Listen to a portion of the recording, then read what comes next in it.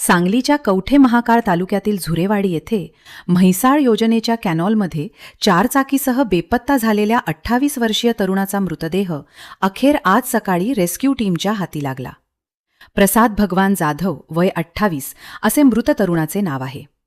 मंगळवारी रात्री ते बुधवारच्या पहाटे 1:30 वाजण्याच्या सुमारास तो चारचाकी वाहनासह झुरेवाडी येथील म्हैसाळ योजनेच्या कॅनॉलमध्ये पडल्याची घटना घडली होती. घटनेची माहिती मिळताच आपत्ती व्यवस्थापनाच्या रेस्क्यू टीमकडून बुधवारी दिवसभर शोधमोहीम राबवण्यात आली.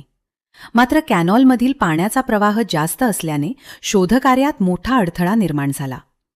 यानंतर आज गुरुवारी पाण्याची पातळी आणि प्रवाह काहीसा कमी झाल्यानंतर सकाळपासून पुन्हा शोधमोहीम सुरू करण्यात आली.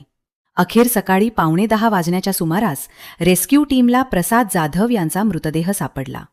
या घटनेमुळे झुरेवाडी परिसरात हळहळ व्यक्त होत असून या तरुणाचा कॅनॉलमध्ये नेमका कसा अपघात झाला याबाबत पुढील तपास सुरू आहे.